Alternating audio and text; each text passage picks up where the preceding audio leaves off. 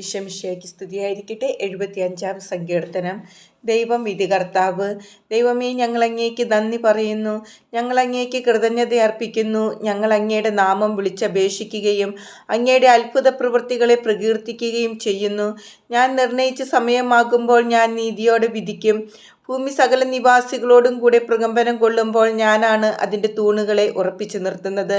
വൻപ് പറയരുതെന്ന് അഹങ്കാരികളോടും കൊമ്പുയർത്തരുതെന്ന് ദുഷ്ടരോടും ഞാൻ പറയുന്നു. ആകാശത്തിനെതിരെ കൊമ്പുയർത്തരുത്, ഗർവോടെ സംസാരിക്കുകയുമരുത്. കിഴക്ക് നിന്നോ പടിഞ്ഞാറ് നിന്നോ മരുഭൂമിയിൽ നിന്നോ അല്ല ഉയർച്ച വരുന്നത്. ഒരുവനെ താഴ്ത്തുകയും അപരനെ ഉയർത്തുകയും ചെയ്യുന്ന വിധി നടപ്പാക്കുന്നത് ദൈവമാണ്. നുരഞ്ഞു പൊന്തുന്ന വീര്യമേറിയ വീഞ്ഞു നിറഞ്ഞ പാനപാത്രം കർത്താവിൻ്റെ കയ്യിലുണ്ട്. അവിടുന്ന് അത് പകർന്നു കൊടുക്കും. ഭൂമിയിലെ സകല ദുഷ്ടരും അത് മട്ടുവരെ ഊറ്റിക്കുടിക്കും. എന്നാൽ ഞാൻ എന്നേക്കും ആഹ്ലാദിക്കും. യാക്കോബിൻ്റെ ദൈവത്തിന് ഞാൻ സ്തുതിഗീതം ആലപിക്കും.